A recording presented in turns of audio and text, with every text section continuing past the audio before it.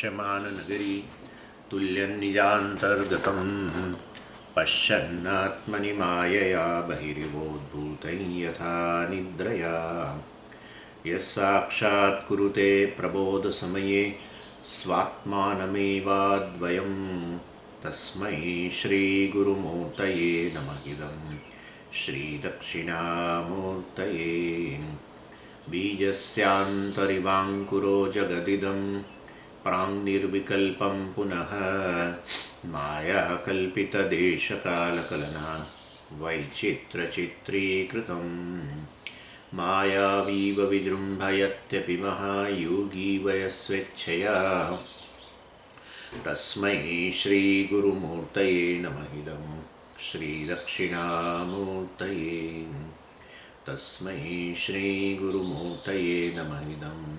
श्रीदक्षिणामूर्तये। ॐ सहना भवतु सहनौ भुनक्तु सह वीर्यं करवावहै तेजस्विनावधीतमस्तु मा विद्विषावहै। ॐ शान्तिः शान्तिः शान्तिः। सदाशिवसमारम्भां शङ्कराचार्यमध्यमाम् अस्मदाचार्यपर्यन्तां वन्दे गुरुपरम्पराम्। ॐ वैद्युतेनैव ततः तच्छ्रुतेः। એટલે આપણે ગઈ વખતે જોયું કે આ ઉપાસક જે છે એને બ્રહ્મલોક લઈ જવા માટે આ વિદ્યુત લોકની અંદર પેલા અમાનવ પુરુષ અર્થાત અમાનવ દેવતા આવે છે એને રિસીવ કરવા માટે. એ અમાનવ પુરુષ જે છે એને જ બૃહદારણ્યક ઉપનિષદ છાંદોગ્યમાં અમાનવ પુરુષ કહ્યું. છાંદોગ્યમાં સ્ટેટમેન્ટ હતું 4:15-5માં તત્પુરુષ સ અમાનવ તત્પુરુષ અમાનવ સહ એનાન બ્રહ્મ ગમયતી, આવું પ્રકારનું વાક્ય હતું. અર્થાત ત્યાં અમાનવ પુરુષ કહ્યું. બૃહદારણ્યક ઉપનિષદમાં માનસ પુરુષ કહ્યું. વૈદ્યુતાન પુરુષ માનસ એત્ય બ્રહ્મલોકાન ગમયતી, એવું બૃહદારણ્યક ઉપનિષદની અંદર 6-15માં એવું વાક્ય છે. એટલે ત્યાં માનસ પુરુષ કહ્યું. અને વ્યાસાચાર્યજી એને એ અમાનવ પુરુષને અહીંયા વૈદ્યુત પુરુષ કહે છે. વૈદ્યુતેન એટલે એક જ અમાનવ પુરુષ કહો, માનસ પુરુષ કહો કે વૈદ્યુત પુરુષ કહો, એ આ ઉપાસકને લેવા માટે બ્રહ્મલોક લઈ જવા માટે આવે છે વિદ્યુત લોકમાં.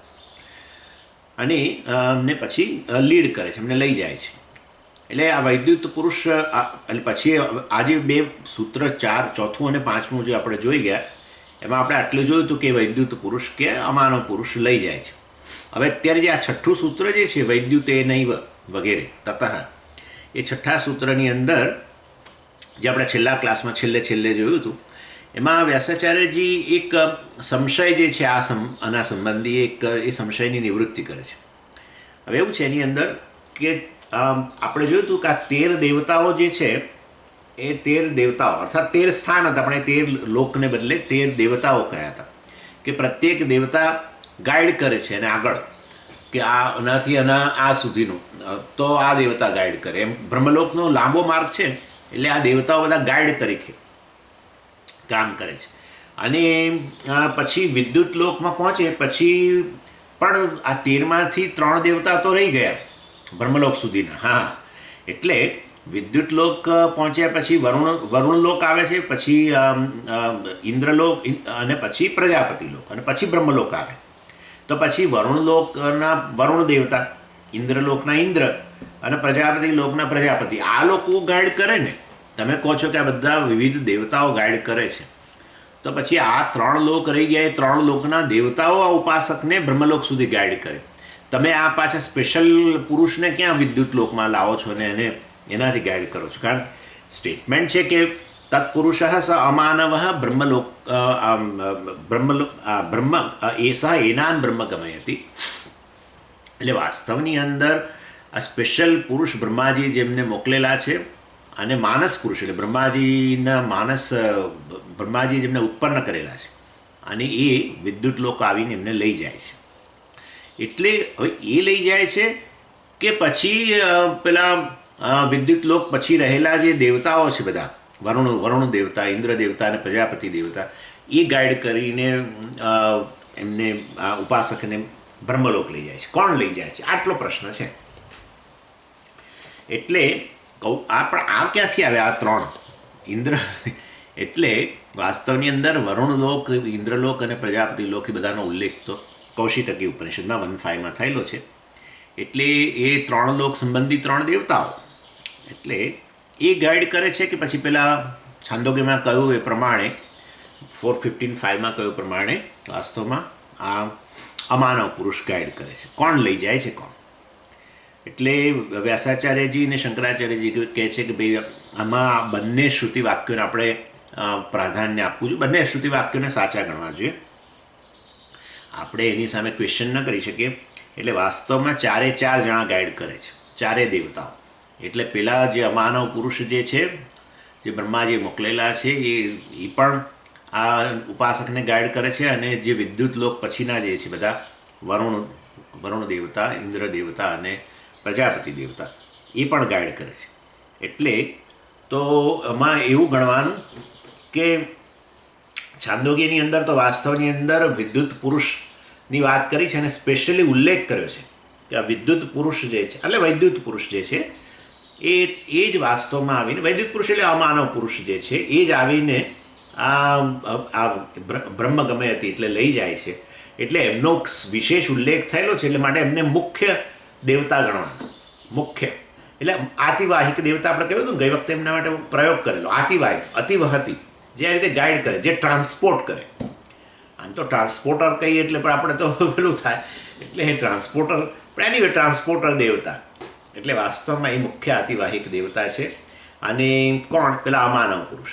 અને આ બાકીના જે છે ઇન્દ્ર દેવતા, પ્રજાપતિ દેવતા, વરુણ દેવતા વગેરે બધા એમને મદદ કરે છે. અને શંકરાચાર્યજી એટલે એવી મદદ પણ કહી શકાય કે હવે પેલા એકલા લઈ જઈ શકતા હતા, આ ત્રણની પછી જરૂર ક્યાં છે? ભાઈ એમને એમના માર્ગમાં અડચણ રૂપ ના બની એ મોટી મદદ છે. ઘણીવાર આપણે કહીએ કોઈક નહીં, ભાઈ તું શાંતિથી બેસી, તું કશું અમને ઇન્ટરફિયર નહીં કરું છે, એ બહુ મોટી મદદ છે. એટલે વિદ્યુત લોકથી બ્રહ્મલોકની વચ્ચે આ 3 લોક આવે છે, વરુણ લોક, ઇન્દ્રલોક અને પ્રજાપતિ લોક. અને એના અભિમાની દેવતાઓ. એટલે એ જ્યારે જઈ રહ્યા છે ત્યારે એના માર્ગમાં અડચણ ન થાય, એના માર્ગમાં સગવડ કરે એટલું પૂરતું છે. બસ એમને બુકિંગ કરી આપે, એમના માટે ચા પાણીની વ્યવસ્થા કરે, એ બધી. એટલે આ પ્રકારે એમને કહેવામાં આવે છે. એનીવે, અર્થાત ઇન શોર્ટ મુખ્ય આતિવાહિક દેવતા તો પેલા માનવ પુરુષ કે માનસ પુરુષ કયા તે. અને અહીંયા જ્યારે વૈદ્યુત પુરુષ કયા બ્રહ્મસૂત્રમાં, એ જ વાસ્તવમાં મુખ્ય દેવતા. બાકીના 3 તો એમને મદદ કરે છે. અને આ 6થા સૂત્રનો વાસ્તવની અંદર આ પેલો એ છે, શું જેને કે એસેન્સ. હવે વર્ડ એનાલિસિસ. તતઃ એટલે વિદ્યુત લોક પહોંચ્યા પછી ઉપાસક જે છે એને આ રીતે, ઉપાસકને આ રીતે બ્રહ્મલોક સુધી લઈ જવામાં આવે છે. તતઃ એટલે વિદ્યુત લોક પહોંચ્યા પછી. વિદ્યુત લોક સુધી તો બીજા બધા દેવતાઓ છે. અહીંથી શરીર છૂટ્યું ને વિદ્યુત લોક સુધી પહોંચે ત્યાં સુધી બધા 10 આવી ગયા ને લોક. એટલે બધા અલગ અલગ એના એ લોક સંબંધી, લોકના અભિમાની દેવતાઓએ મદદ કરી ને આ રીતે વિદ્યુત લોક પહોંચી ગયો. અને આ ઉપાસક પહોંચી ગયા. અને પછી વિદ્યુત લોક આ લેવા આવે છે બ્રહ્મલોકથી માનસ પુરુષ, અને પછી લઈ જાય છે. એટલે તતઃ એટલે આ રીતે વિદ્યુત લોક પછી ઉપાસકને બ્રહ્મલોક સુધી કોણ લઈ જાય છે? વૈદ્યુતેન એવ. એટલે આ અમાનવ પુરુષ જેને અહીંયા વૈદ્યુત પુરુષ કહેવામાં આવ્યા, એ જ લઈ જાય છે. શેના આધારે કહો છો? તત્શ્રુતે, શ્રુતિ વાક્ય પરથી જ આ વસ્તુ ખબર પડી જાય છે. શ્રુતિ વાક્ય એટલે આ છાંદોગ્યનું વાક્ય છે. સ્પષ્ટપણે તો કહે છે કે તત્પુરુષ સહ અમાનવ, તત્પુરુષ અમાનવ સહ એનાન બ્રહ્મ ગમયતિ. આમ કરીને સ્પષ્ટપણે ગમયતિ, ગમયતિ એટલે લઈ જવું, લીડ કરવું, એટલે બ્રહ્મલોક લઈ જાય છે. એ પ્રકારે ઉલ્લેખ કરેલો છે. સિગ્નિફિકન્સ વૈદ્યુતેન એવ એટલે આ પહેલા વિદ્યુત લોકના અભિમાની દેવતા તો વિદ્યુત દેવતા, એટલે એ વિદ્યુત દેવતા છે. પણ અહીંયા તો વૈદ્યુત કહે છે. વૈદ્યુત એટલે આ વિદ્યુત લોકમાં આવેલા, બ્રહ્મલોકથી વિદ્યુત લોક આવ્યા છે. શાના માટે આવ્યા છે? પેલા ઉપાસકને બ્રહ્મલોક લઈ જવા માટે. જેમ કે તમે અહીંયા દાખલા તરીકે ન્યૂજર્સીથી આવો અને મને જેમ લઈ જાઓ એ પ્રકાર, એ રીતે. એટલે એ રીતે વાસ્તવમાં આ રીતે બ્રહ્મલોકથી પેલા અમાનવ પુરુષ વિદ્યુત લોકમાં આવેલા છે, માટે એમને વૈદ્યુત પુરુષ કહેવામાં આવે. સમજી ગયા? એવું અહીંયા કહે છે. એટલે અહીંયા વિદ્યુત લોક આગામી દેવતા ગણવું જોઈએ. પેલા વિદ્યુત લોકના જે અધિષ્ઠાન દેવતા છે એમને તો વિદ્યુત લોક અભિમાની દેવતા કહેવાય. જ્યારે આ તો વિદ્યુત લોકમાં આગામી એટલે વિદ્યુત લોકમાં પધારેલા આવેલા એમને વૈદ્યુત પુરુષ તરીકે અહીંયા બ્રહ્મસૂત્રમાં કહેવામાં આવે છે. એને જ છાંદોગ્યની અંદર અમાનવ પુરુષ કહે, એને જ બૃહદારણ્યક ઉપનિષદની અંદર માનસ પુરુષ કહે. એટલે આ બધું એક જ વસ્તુ છે. અને વૈદ્યુતેન એટલે તૃતીયા વિભક્તિ છે. વૈદ્યુતેન તૃતીયા વિભક્તિ એટલે તૃતીયા દ્વારા બાય હિમ, એમના દ્વારા એમ કહેવાનો આશય છે. વૈદ્યુતેન એટલે વિદ્યુત લોકમાં આવેલા જે છે એમના દ્વારા જ, એવ પાછું એવાનો અર્થ થાય છે જ, એમ્ફેસિસ. એટલે એમને આ રીતે ત્યાં એમના દ્વારા જ લઈ જવામાં આવે છે. અને અહીંયા એવનો પ્રયોગ શાના માટે કર્યો? એવું કરવાની શું જરૂર હતી? સીધે સીધું કોને ખાલી વૈદ્યુત પુરુષ દ્વારા લઈ જવાશે? ના, કારણ કે પેલા 3 જણા બીજા છે ને, એટલે બીજા 3 દેવતાઓ છે. એટલે વરુણ દેવતા, ઇન્દ્ર દેવતા અને પ્રજાપતિ દેવતા છે. અને માટે અમના દ્વારા જ લઈ જવાય છે, પેલા દ્વારા નહીં. ભલે એ બધા આતિવાહિક દેવતા છે, પરંતુ આ મુખ્ય આતિવાહિક દેવતા, મુખ્ય ટ્રાન્સપોર્ટર દેવતા છે. તતઃ એટલે આ સૂત્રમાં શબ્દ છે ને તતઃ એટલે ધેર આફ્ટર, ત્યારબાદ. એટલે વિદ્યુત લોક બાદ, વિદ્યુત લોક પ્રાપ્તિ અનંતરમ એવું પણ કહેવાય. વિદ્યુત લોક પ્રાપ્તિ વિદ્યુત લોક પછી બ્રહ્મલોક સુધી વૈદ્યુતેને એટલે માનવ પુરુષ દ્વારા જ લઈ જવાય છે. પછી તત્શ્રુતે આવું શેના આધારે કહો છો? શ્રુતિ વાક્ય છે એના આધારે. અને શ્રુતે એટલે પંચમી વિભક્તિ છે અને એ હેતુ બતાવે છે. એટલે છાંદોગ્યનું જે વાક્ય હતું એ જ અહીંયા એનો ઉલ્લેખ છે. તત્પુરુષ અમાનવ સ એનાન બ્રહ્મ ગમયતિ, એ શ્રુતિ વાક્યને આધારે અમે કહીએ છીએ કે લઈ જાય છે. એટલે તત્બોધક શ્રુતિ તત્શ્રુતિ. આ છે ને મધ્યમ પદલોપી સમાસ. જેમ આપણે શાક પાર્થિવ, આવો એક સમાસ છે, શાક પાર્થિવ. પાર્થિવ એટલે કોઈ વ્યક્તિ, આપણું ટોમ, ડીક એન્ડ હેરી, પાર્થિવ. એટલે શાક પાર્થિવ, શાક એટલે વેજીટેબલ. શાક પાર્થિવ એટલે શું? એટલે કે ભાઈ જુઓ, શાક પ્રિય પાર્થિવ, જેને શાક બહુ પ્રિય છે એટલે પેલો પ્રિય શબ્દ ઉમેરવો પડ્યો ને વચ્ચે. શાક પાર્થિવની અંદર વચ્ચે પેલો પ્રિય ઉમેરવો પડ્યો, શાક અને પાર્થિવની વચ્ચે. શાક પ્રિય પાર્થિવ એટલે મધ્યમ પદ લોપ, મધ્યમ પદ જે હતું એનો લોપ થઈ જાય અને જોડાઈ જાય શાક પાર્થિવ. પણ ખરેખર છૂટું પાડો સમાસને તો શાક પ્રિય પાર્થિવ એમ. એની એટલે આ રીતે અહીંયા પણ તત્શ્રુતિ એટલે તત્બોધક શ્રુતિ. આવો બોધ કરતી શ્રુતિ છે. શેનો બોધ કરતી શ્રુતિ છે? આ માનવ પુરુષ લઈ જાય છે, બ્રહ્મલોકથી આવે સ્પેશિયલ અહીંયા વિદ્યુત લોકમાં અને આવીને લઈ જાય એમને, એવો ઉલ્લેખ સ્પષ્ટપણે થયો હોવાના કારણે એ જ મુખ્ય આતિવાહિક દેવતા છે. બીજા બધા જે છે ઇન્દ્ર દેવતા, વરુણ દેવતા વગેરે બધા એ ગૌણ છે. એમની મદદ જુદા પ્રકારની છે, અથવા ઇન્ટરફિયરન્સ નહીં કરવા દ્વારા એમની મદદ છે એ માની લે. ચાલો, એટલે આ રીતે આપણે આ આખો શુક્લ ગતિનો માર્ગ પૂરો કર્યો. અર્ચિરાદિ માર્ગ આપણે જેને કહો, એમાં 13 દેવતાઓ બધા ગાઈડ ખરા, અને આ એક અમાનવ પુરુષ જે છે, જે મુખ્ય આતિવાહિક દેવતા છે, એ બધા ભેગા મળીને આ ઉપાસકને જેવું શરીર છૂટે એટલે છેક બ્રહ્મલોક સુધી આ લોકો બધા જુદા જુદા ગાઈડ બનીને એને છેક બ્રહ્મલોક લઈ જાય છે. આ સાથે આપણે ચોથું અધિકરણ અને આ રીતે શુક્લગતિનો જે માર્ગ છે, કયા પ્રકારની શુક્લગતિ રહેલી છે, બહુ જગ્યાએ ઉલ્લેખ છે ને, બધા ઉપનિષદોમાં ઉલ્લેખ છે. બૃહદારણ્યકમાં ઉલ્લેખ છે અને છાંદોગ્યમાં ઉલ્લેખ છે, અન્યત્ર ઉલ્લેખ છે. એટલે આ ક્લિયર કરી આપ્યું, શુક્લગતિનો માર્ગ શું છે ક્લિયર કરી આપ્યું. ભગવાને ઉલ્લેખ કર્યો 8મા અધ્યાયમાં.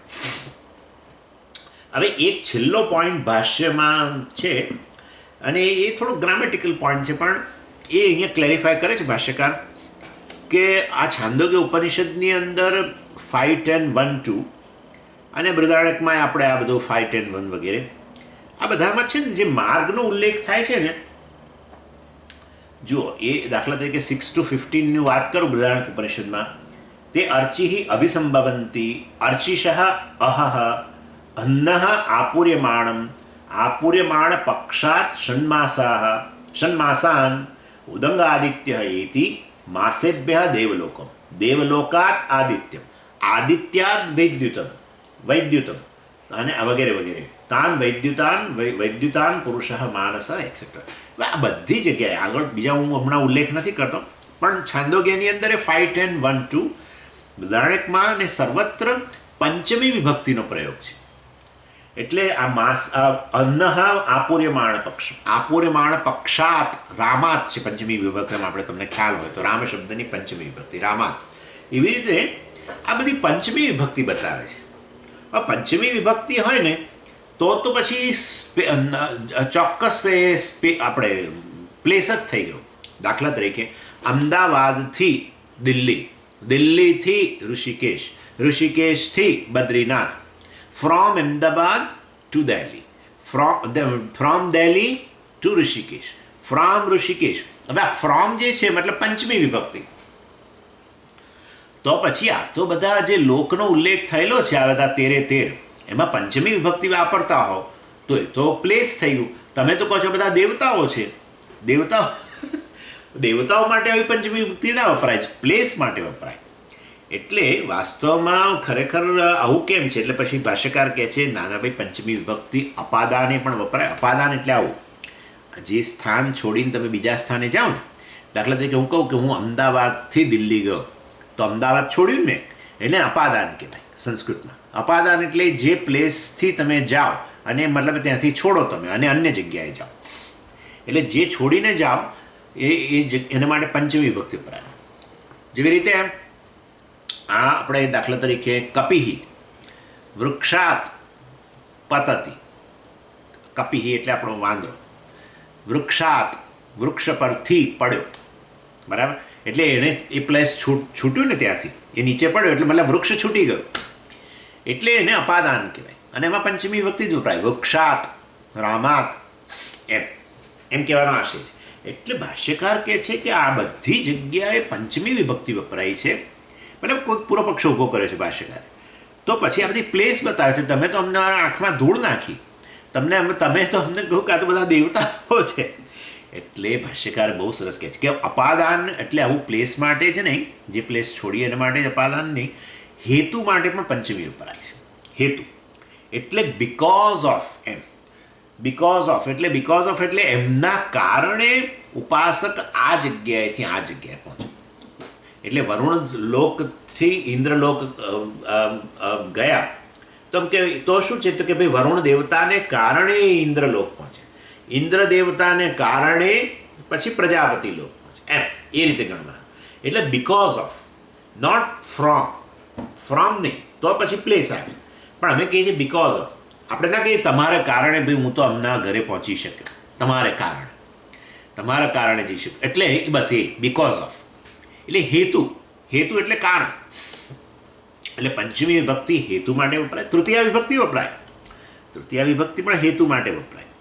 કારણ દર્શાવવા આપણે હેતુ, કારણ એટલે હેતુ, અને એના માટે તૃતીયા વિભક્તિ વપરાય, પંચમી વિભક્તિ પણ વપરાય. આ જરા પેલો ગ્રામેટિકલ પોઈન્ટ છે. એટલે આ અર્ચિરાદિ દેવતાને કારણે અહ લોકમાં પહોંચ્યા, અને અહ દેવતાને કારણે ફલાણા લોકમાં પહોંચ્યા, અને વગેરે વગેરે. આ પૂર્યમાણ પક્ષ પહોંચ્યા, અને એવી રીતે ષण्मास ઉદંગ વગેરે. એટલે એ રીતે એસ્કોટેડ બાય કહીએ ને, એટલે કેરીડ બાય, એસ્કોટેડ બાય આમના થકી પહોંચ્યા. જેમ કે તમે કહો હું તમારા કારણે એમના ઘેર પહોંચી શક્યો, મતલબ escorted by you I have reached, એમ carried by you I have reached. માટે ઇટ ઇઝ નોટ રોંગ. એટલે ખરેખર કંઈ ખોટું નથી કહ્યું. અમે પંચમી વિભક્તિ બધી વાપરી છે, માટે જગ્યા છે, પ્લેસ છે, લોક છે એવું નહીં, દેવતા આપણે ગણવા જોઈએ. અને અમે આ પ્રકારના ઇન્ટરપ્રિટેશનથી ખુશ છીએ, એ પણ અમે કહી દઈએ છીએ. પછી હવે પાંચમું અધિકરણ શરૂ થાય, ચોથું અધિકરણ પતિ. કાર્યમ બાદરીહી અસ્ય ગત્યુપપત્તેહે. હવે આ છે ને પાંચમા અધિકરણની અંદર આ થોડું મોટું અધિકરણ છે અને એમાં 8 સૂત્રો છે. 7મા સૂત્રથી શરૂ કરીને પેલું 6ઠું સૂત્ર આપણે જોયું, 7મા સૂત્રથી 14મા સૂત્ર સુધી. અને આ અધિકરણનું નામ કાર્ય અધિકરણ છે.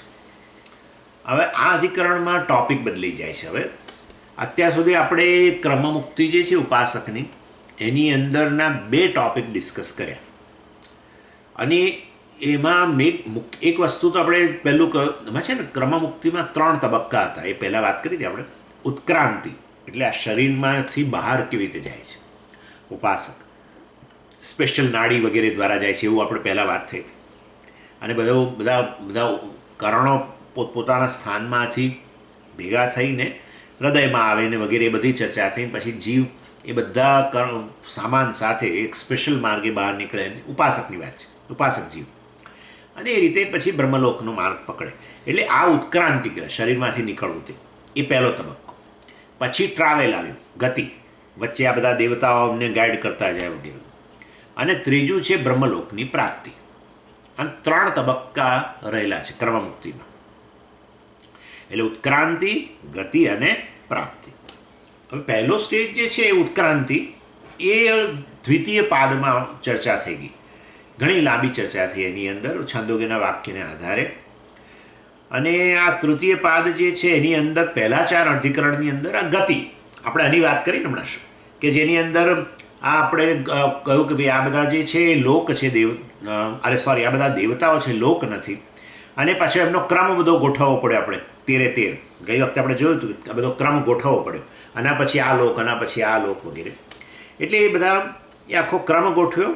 અને કેવી રીતે આ ઉપાસકને આ બધા દેવતાઓ છે, લોક નહીં, અને આતિવાહિક દેવતાઓ કહેવાય, જેમને આતિવાહિક એટલે જે ઉપાસકને આગળ એસ્કોર્ટ કરે, અમુક માર્ગ સુધી લઈ જાય અને પછી બીજા ગાઈડ આવીને ત્યાંથી એમને લઈ જાય વગેરે વગેરે. એટલે આ રીતે આ બધી ચર્ચા પહેલા 4 અધિકરણની અંદર કરવામાં આવી. ક્યાં? તૃતીય પાદના 4 અધિકરણો. અને હવે આ પાંચમા અધિકરણ જે છે એમાં ક્રમમુક્તિનો છેલ્લો ટોપિક પ્રાપ્તિ, બ્રહ્મલોકની પ્રાપ્તિ, એ ચર્ચા રહેલી છે.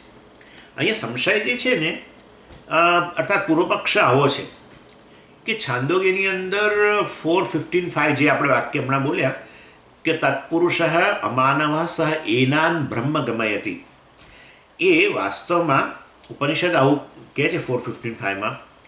એટલે એ બ્રહ્મલોકથી આવેલા બ્રહ્માજી દ્વારા જેમને મોકલવામાં આવે છે ઉપાસકને લઈ આવવા માટે, એ આ વિદ્યુત લોકમાં આવે છે અને એમને પછી બ્રહ્મલોક લઈ જાય છે. પણ બ્રહ્મલોક શબ્દ નથી, સ એનાન બ્રહ્મ ગમયતિ કહ્યું છે. હવે બ્રહ્મ ગમયતિ કહો તો બ્રહ્મનો તો આપણું પરમ બ્રહ્મ થાય, અને બ્રહ્મનો અર્થ બ્રહ્મલોક એ થાય. તો તમે બ્રહ્મનો અર્થ પરમ બ્રહ્મ કરવાને બદલે બ્રહ્મલોક કેમ કરો છો? તમે કહો છો કે આ આવ્યા અમાનવ પુરુષ અને ઉપાસકને બ્રહ્મ લઈ ગયા એટલે બ્રહ્મલોક લઈ ગયા, એમ તમે કહી દો છો સીધું. તો બ્રહ્મનો તો પરમ બ્રહ્મ પણ થઈ શકે ને. તો તમે આવું ક્યાંથી નક્કી કર્યું? બ્રહ્મનો અર્થ પરમ બ્રહ્મ કરવાને બદલે તમે બ્રહ્મલોક ક્યાંથી કરો છો? એટલે વાસ્તવની અંદર આ બ્રહ્મ શબ્દનો અર્થ શું કરવો? પરમ બ્રહ્મ કરવો કે બ્રહ્મલોક કરવો? એટલે પરમ બ્રહ્મનો તો આપણે જાણે બરાબર છે, પરંતુ એના માટે બ્રહ્મ શબ્દ, પરંતુ આ જે બ્રહ્મ શબ્દ વાપર્યો છે એ કાર્યમ બ્રહ્મ પણ કહી શકાય, હિરણ્યગર્ભ અથવા બ્રહ્મલોક. આના માટે બ્રહ્મલોક માટે શાસ્ત્રમાં કાર્યમ બ્રહ્મ શબ્દ પણ છે. અને પેલું આપણું પરમ બ્રહ્મ જે છે એને કારણ બ્રહ્મ કહેવાય. એટલે વાસ્તવની અંદર આ બ્રહ્મલોક જે કાર્યમ બ્રહ્મ જે છે એ આ રીતે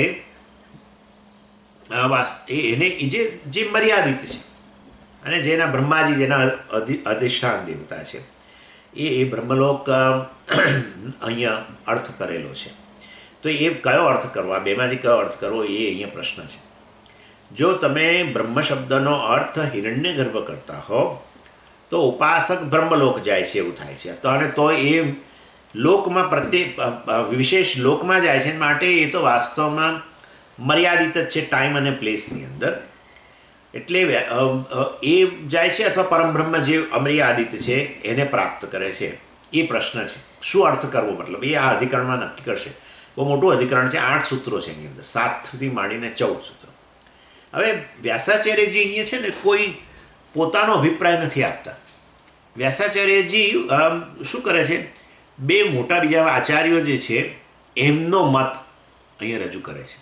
અર્થાત બ્રહ્મ શબ્દનો અર્થ પરમ બ્રહ્મ કરવો કે કાર્યમ બ્રહ્મ કરવો, એ વસ્તુ માટે વ્યાસાચાર્યજી પોતાનો મત નથી આપતા.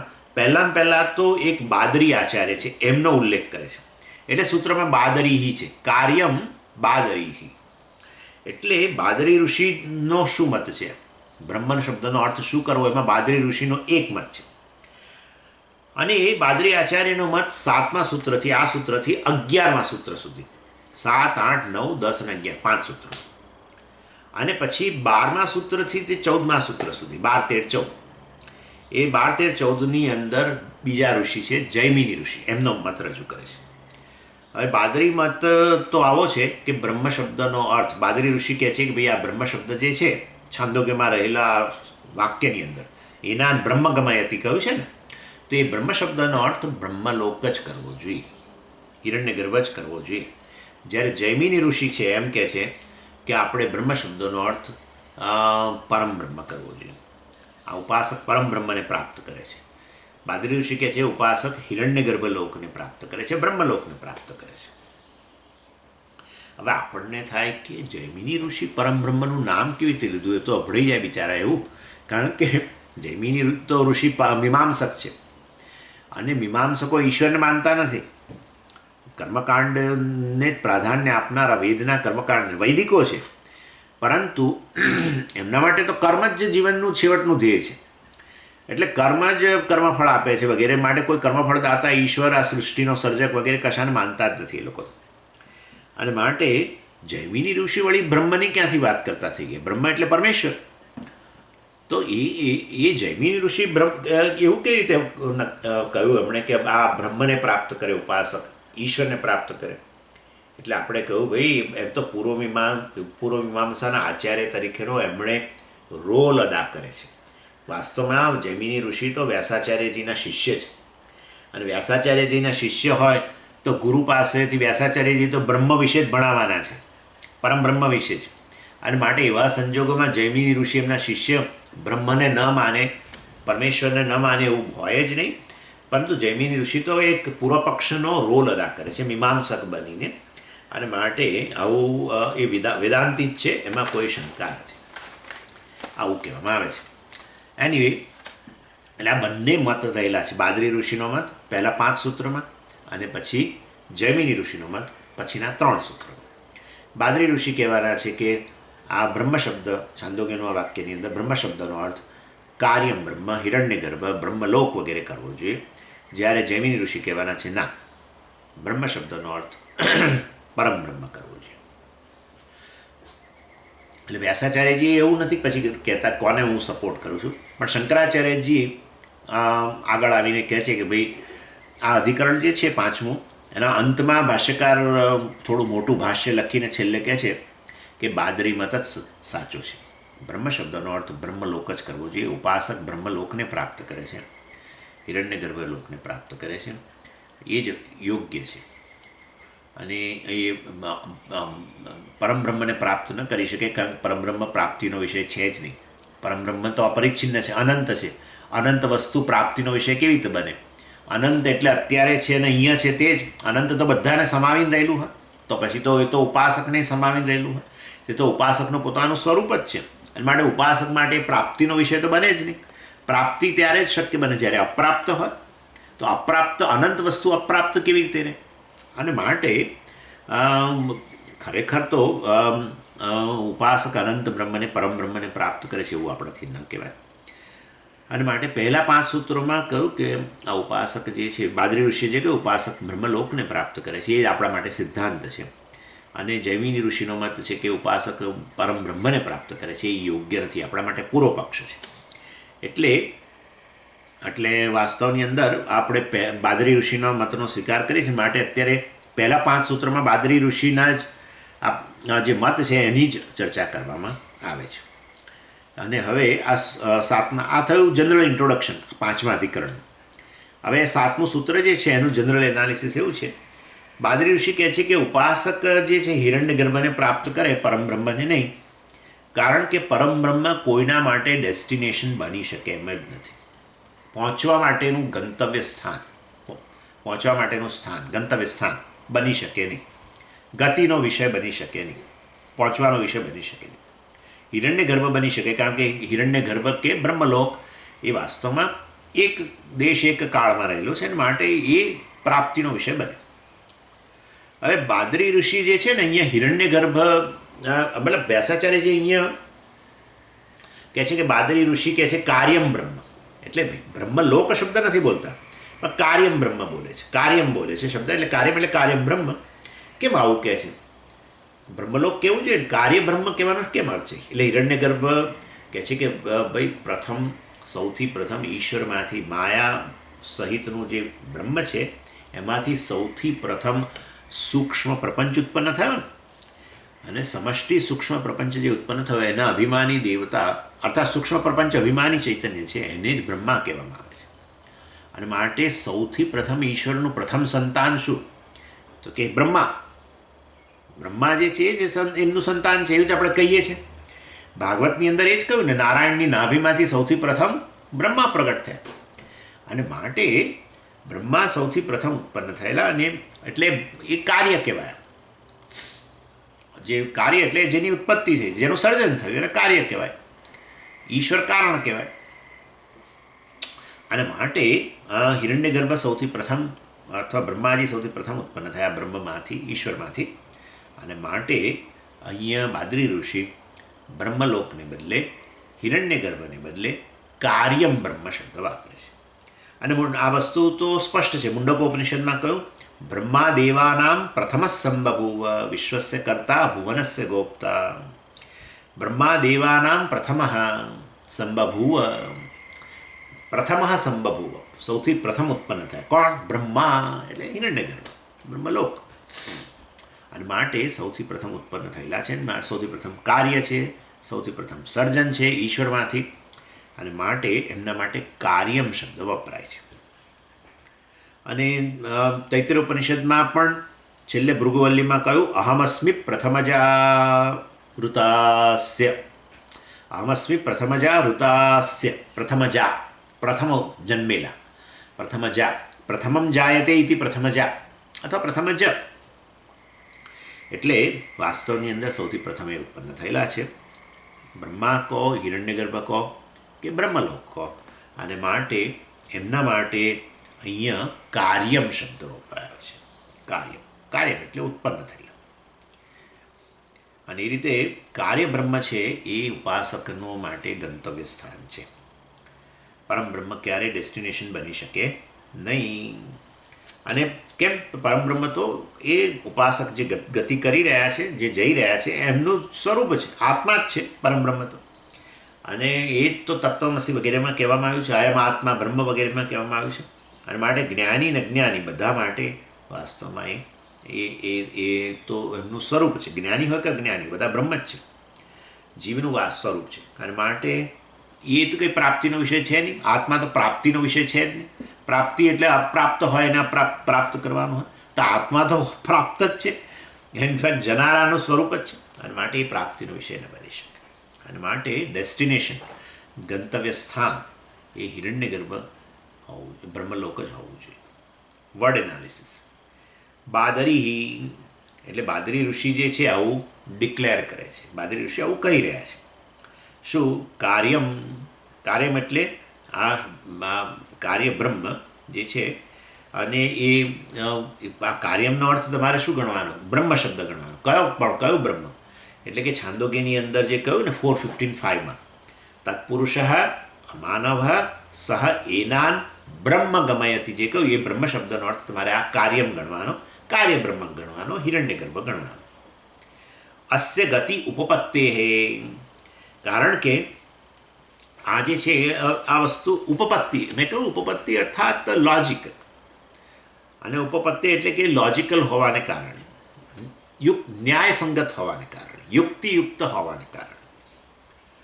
એટલે અસ્ય ગતિ ઉપપત્તિ, એટલે આ વાસ્તવમાં કારણ કે હિરણ્ય ગર્ભ જ ડેસ્ટિનેશન બની શકે એમ છે, ગંતવ્ય સ્થાન બની શકે, એ લોજિકલ છે. પરમબ્રહ્મ ન બની શકે, લોજિકલ નથી. પરમબ્રહ્મ ગંતવ્ય સ્થાન કદી ન બની શકે. પરમબ્રહ્મ તો અનંત છે, અપરિચ્છિન્ન છે, અને માટે અને ઉપાસકનું સ્વરૂપ છે, માટે એ તો ડેસ્ટિનેશન ન બની શકે. સિગ્નિફિકન્સ, અને સૂત્રનું સિગ્નિફિકન્સમાં શબ્દોનું, એમાં કાર્યમ પહેલું. કાર્યમ એટલે હિરણ્ય ગર્ભ અને પરમ, અને એને અપરમ બ્રહ્મ પણ કહેવામાં આવે છે ઘણી વાર. કારણ કે ઉતરતું પ્રમાણ, કારણ ચડિયાતું હોય, કાર્ય ઉતરતું હોય. માટી ચડિયાતી કે ઘડો ચડિયાતો, ભાઈ હવે માટી વગર ઘડો જ ન બને તો માટી ચડિયાતી જ કહેવાય ને, કારણ ચડિયાતું કહેવાય. અને એ રીતે હિરણ્ય ગર્ભ જે છે એ અપરમ બ્રહ્મ કહેવાય, અને પરમ બ્રહ્મ છે એ કારણ કહેવાય. એટલે ત્યાં પરમ બ્રહ્મ એટલે બોલીએ છીએ ને, પરમ, અને માટે હિરણ્ય ગર્ભને અપરમ બ્રહ્મ કહેવાય. પરમ બ્રહ્મ એ કારણ છે. બાદરી, એટલે આ મત બાદરી ઋષિનો છે. અસ્ય ગતિ ઉપપત્તે હે, અસ્ય એટલે હિરણ્ય ગર્ભસ્ય, હિરણ્ય ગર્ભને આવું સ્ટેટસ છે. અસ્ય એટલે હિરણ્ય ગર્ભસ્ય, એટલે હિરણ્ય ગર્ભ હે, હિરણ્ય ગર્ભા હેઝ, એમ હિરણ્ય ગર્ભને આવું સ્ટેટસ છે. એટલે શેનું સ્ટેટસ છે? એટલે કે છે ડેસ્ટિનેશન, એટલે ગતિ. ગતિ છે ને, ગતિ શબ્દ, ગમે તે ઇતિ ગતિ. એટલે હિરણ્ય ગર્ભ ગંતવ્ય સ્થાન માટે યોગ્ય છે. હિરણ્ય ગર્ભને આવું સ્ટેટસ છે ગંતવ્ય સ્થાનનું. કેમ? ઉપપત્તે હે, કારણ કે એ જ લોજિકલ છે, કારણ કે એ લોક છે. લોક પ્રાપ્તિનો વિષય બને, પરમબ્રહ્મ પ્રાપ્તિનો વિષય ન બને. માટે ગતે હે ઉપપત્તિ, એ આપણે છઠ્ઠી તત્પુરુષ થયો. એટલે લોજિકલી વાસ્તવમાં એ જ ડેસ્ટિનેશન સ્ટેટસ ધરાવે છે, ગંતવ્ય સ્થાનનું, ગંતવ્ય સ્થાન તરીકેનું સ્ટેટસ ધરાવે છે. અને ઉપપત્તે હે કહ્યું છે એટલે પંચમી વિભક્તિ છે. એટલે ગતે હે ઉપપત્તિ, અને પછી તસ્માત પંચમી વિભક્તિ, અને એ હેતુ અર્થમાં છે. એટલે છાંદોગ્ય ઉપનિષદ 4:15-5 અંદર જે એનાન બ્રહ્મ ગમયતી કહ્યું છે, અને એમાં બ્રહ્મ શબ્દનો અર્થ બ્રહ્મલોક કર્યો છે, એ યોગ્ય છે. આ બાદરી ઋષિનો મતનું પહેલું સૂત્ર. 7 થી 11 છે એની અંદર, આ 7મું સૂત્ર આપણે જોયું. હવે આગળ વિશેષિતત્વાચ, એટલે હવે અહીંયા બાદરી ઋષિ જે છે વધારે આર્ગ્યુમેન્ટ કરે છે, દલીલ કરે છે કે ભાઈ આ બ્રહ્મ શબ્દનો અર્થ બ્રહ્મલોક કેમ કરવો છે. હવે એવું હોય છે, એમાં છે શાસ્ત્રમાં એવો નિયમ છે કે જ્યારે કોઈ પણ વિષયની અંદર, શાસ્ત્ર સંબંધી કોઈ વિષયની અંદર વેગનેસ હોય, અર્થાત એ આપણને એ વિશે શંકા રહેતી હોય, તો જે વિષયની ચર્ચા જે ભાગમાં કરેલી છે ત્યાં તમને શંકા રહેતી હોય, તો એ જ વિષયની ચર્ચા અન્ય જગ્યાએ કરી હોય ત્યાં જઈને રિફર કરવું જોઈએ. અને ત્યાં જો સ્પષ્ટ કરેલું હોય તો પછી અહીંયા પણ એ વસ્તુને એપ્લાય કરીને સંશયની નિવૃત્તિ કરવી જોઈએ. એટલે હવે અહીંયા આપણે જોયું છે આ ઉત્ક્રાંતિ, ગતિ, પ્રાપ્તિ વગેરે આ જે કર્મમુક્તિના બધા વિષયો જે છે એની ચર્ચા અહીંયા આપણે તો બરાબર છે છાંદોગ્યમાં એનાન બ્રહ્મ ગમયતી, એટલે વાત ત્યાં થઈ. છાંદોગ્યમાં 5:2 આપણે જે જોયું ને, છાંદોગ્યની અંદર પણ છે આ ચર્ચા, અને અન્યત્ર પણ છે, બૃહદારણ્યકમાં પણ છે. અને એ રીતે વાસ્તવની અંદર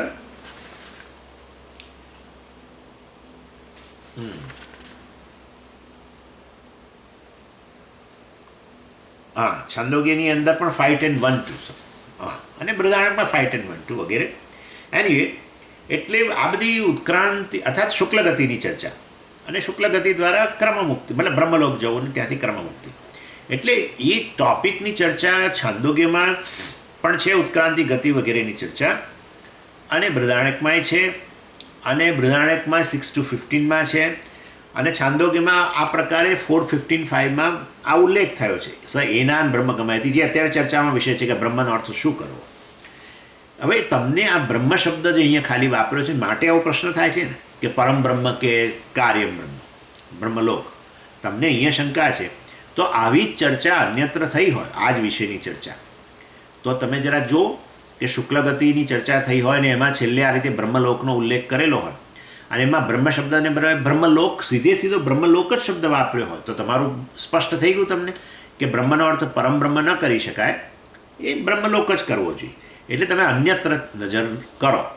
ભલે તમને છાંદોગ્યમાં 4:15-5 ક્લિયર નથી થતું કે આ અમાનવ પુરુષ ઉપાસકને બ્રહ્મ લઈ જાય છે તો બ્રહ્મનો અર્થ શું કરવો એ તમને સ્પષ્ટ નથી થતું, કંઈ નહીં. આવી ક્રમમુક્તિની ચર્ચા બીજે કોઈ જગ્યાએ કરી હોય તો જુઓ. તો બૃહદારણ્યકમાં આ મેં કહ્યું પ્રમાણે 6-15 અંદર આ વસ્તુ કઈ છે, વૈદ્યુતાન પુરુષ માનસ એત્ય બ્રહ્મલોકાન ગમયતી. જુઓ, હવે બ્રહ્મ ગમયતીને બદલે અહીંયા સ્પષ્ટપણે બ્રહ્મલોકાન ગમયતી કહી દીધું છે. એટલે થઈ ગયું ક્લિયર કે બ્રહ્મ શબ્દનો અર્થ પરમ બ્રહ્મ ન કરવો જોઈએ. શું કરવો જોઈએ? બ્રહ્મલોક જ કરવો જોઈએ. બસ. એટલે આ રીતે એ એક કોઈ ઉપનિષદની અંદર જે વિષયની ચર્ચા થઈ હોય એ સ્પષ્ટ ન હોય તો એ જ વિષયની ચર્ચા અન્ય ઉપનિષદમાં થઈ હોય અને ત્યાં જઈને જોવું જોઈએ.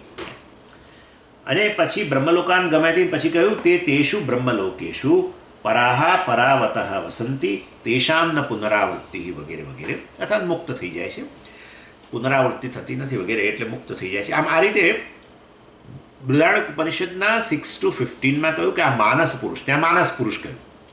એટલે અહીંયા 4:15-5 છાંદોગ્યમાં કહ્યું અમાનવ પુરુષ, ત્યાં 6-15 કહ્યું આ માનસ પુરુષ આવે છે વિદ્યુત લોકમાં અને ત્યાંથી આ ઉપાસકને લઈ જાય છે, બ્રહ્મ લઈ જાય છે. પણ અહીંયા તો બ્રહ્મને બદલે શું કહ્યું? બ્રહ્મલોક લઈ જાય છે. માટે બાદરી ઋષિ કહે છે કે તમે બીજે આવી રીતે નજર કરો તો તમને ખબર પડે કે બ્રહ્મ શબ્દનો અર્થ આપણે બ્રહ્મલોક જ કરવો જોઈએ. અને બ્રહ્મલોકે શું કહ્યું છે પાછું? હા જુઓ, સપ્તમી વિભક્તિ વાપરી છે. એટલે સપ્તમી વિભક્તિ વાપરી છે બતાવે છે આધાર અધિકરણ કે આધાર માટે સપ્તમી વપરાય છે. આશ્રય જેને કહીએ ને, બ્રહ્મલોકેશુ, અને એટલે બ્રહ્મલોકમાં આપણને પાછું બહુવચન વાપર્યું છે. એટલે એટલે ઉપાસક જે છે બ્રહ્મલોકેશુ અર્થાત બ્રહ્મલોકના કોઈક ભાગની અંદર, બ્રહ્મલોકના ઘણા બધા કાઉન્ટીસ ઘણી બધા કાઉન્ટ, કારણ કે એક સ્થાનની અંદર અનેક, એટલે બધા અનેકતા એટલે અનેક જગ્યાઓ છે. એમાંથી આ બધા ઉપાસકો છે જે તે લોકમાં જાય, અર્થાત જે તે સ્થાનમાં જતા હોય છે. ન્યૂજર્સી જવું એટલે ન્યૂજર્સીના કોઈક વિસ્તારમાં જવું થાય.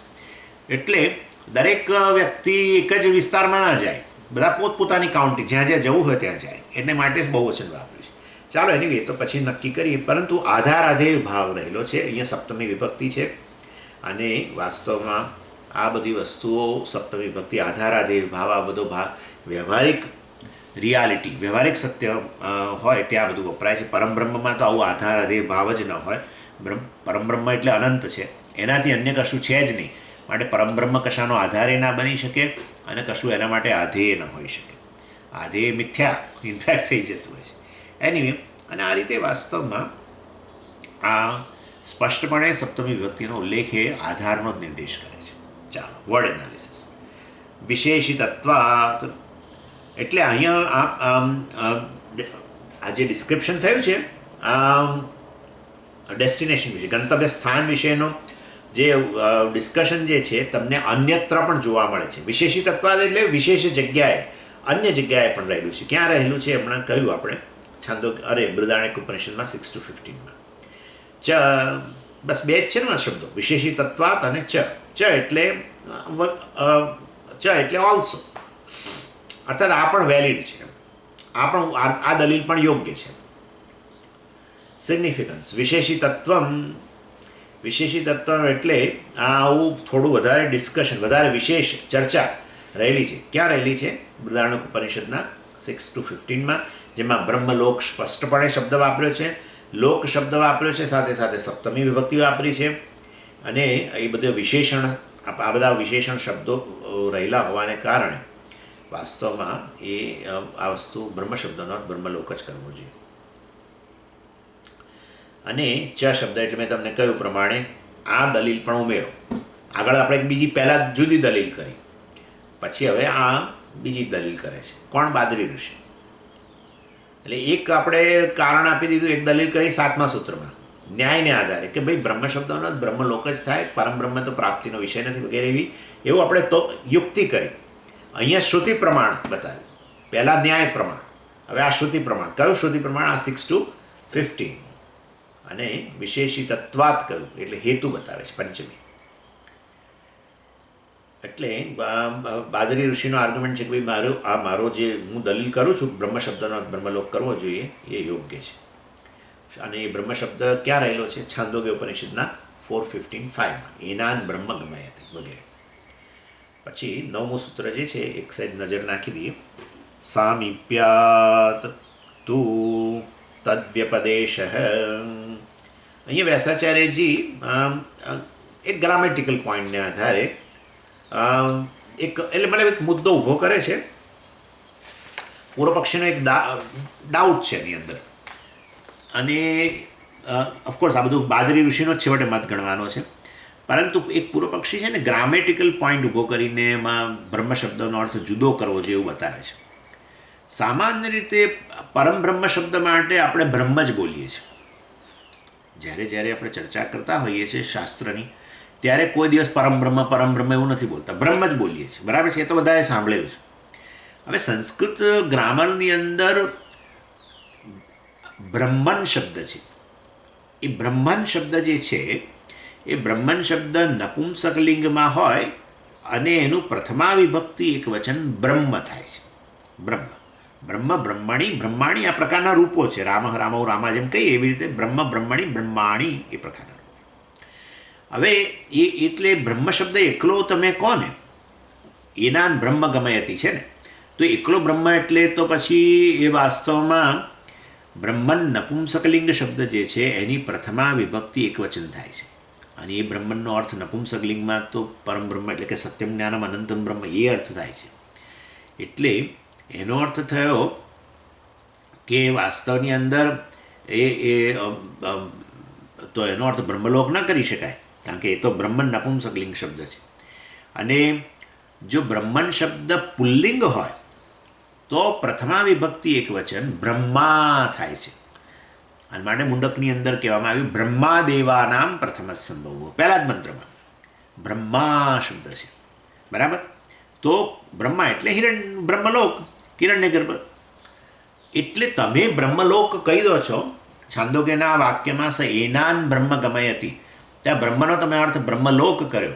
પરંતુ સંસ્કૃત વાક્યમાં એકલું બ્રહ્મ હોય તો બ્રહ્મન નપુંસકલિંગ શબ્દ જે છે એની પ્રથમા વિભક્તિ એક વચન છે. અને એ બ્રહ્મન નપુંસકલિંગનો અર્થ છે સચ્ચિદાનંદ બ્રહ્મ. અને માટે વાસ્તવની અંદર અમે તો કહીએ છીએ કે એનાન બ્રહ્મ ગમયતી, વાસ્તવમાં એ બ્રહ્મનો અર્થ સચ્ચિદાનંદ બ્રહ્મ, પરમ બ્રહ્મ કરવો જોઈએ. આવો મુદ્દો અહીંયા ઉઠાવવામાં આવે છે.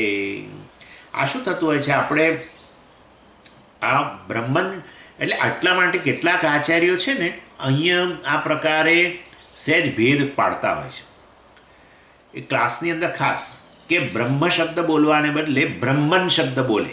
એટલે બ્રહ્મન શબ્દ બોલો ને એટલે આપોઆપ જ આપણું બ્રહ્મ સચ્ચિદાનંદ બ્રહ્મ નપુંસકલિંગ થઈ ગયું. અને પેલા બ્રહ્મ શબ્દ આટલા પુલ્લિંગ શબ્દ હોય અને આપણે આમનો હિરણ્ય ગર્ભનો નિર્દેશ કરવો હોય, બ્રહ્માનો નિર્દેશ કરવો હોય તો આપણે બ્રહ્માજી એમ બોલીએ છીએ. બ્રહ્માજી ક્રિએટેડ, એટલે જી શબ્દ હિન્દીમાંથી આપણે લઈ આવીને મૂકીએ. એટલે બ્રહ્માજી કહીએ તો પછી એ જ થઈ ગયા બ્રહ્માજી હિરણ્ય ગર્ભ. અને બ્રહ્મન શબ્દ બોલીએ એટલે આપણું સચ્ચિદાનંદ બ્રહ્મ થઈ ગયા. એમ કરીને આપણે ભેદ પાડીએ. નહીં તો એકલું બ્રહ્મ બોલો ને તો ગડબડ થઈ શકે છે, જેવી અહીંયા થઈ છે અત્યારે. બ્રહ્મ શબ્દ એકલો છે તો એનાન બ્રહ્મ ગમાયતી છે, તો એ બ્રહ્મનો અર્થ બ્રહ્માજી કરવો કે પરમ બ્રહ્મ કરવો એ પ્રશ્ન ઊભો થયો છે. અને છાંદોગ્ય ઉપનિષદની અંદર બ્રહ્મ શબ્દનો અર્થ તો એકલું બ્રહ્મ વાપર્યું છે. અને એકલું બ્રહ્મ તો પ્રથમા વિભક્તિ એકવચન છે. શેનું? બ્રહ્મન શબ્દ છે એનું, નપુંસકલિંગનું પ્રથમા વિભક્તિ એકવચન છે કા, અને એનો અર્થ થાય છે પરમ બ્રહ્મ. અને માટે એ જ અર્થ કરવો જોઈએ. એ મોટો સિરિયસ ઇસ્યુ આવીને ઊભો છે અને એનો ઉત્તર આવતી વખતે આપણે જોઈશું. ઓમ પૂર્ણમદ પૂર્ણમિદં પૂર્ણાત પૂર્ણમુદચ્યતે પૂર્ણસ્ય પૂર્ણમાદાય પૂર્ણમેવાવશિષ્યતે.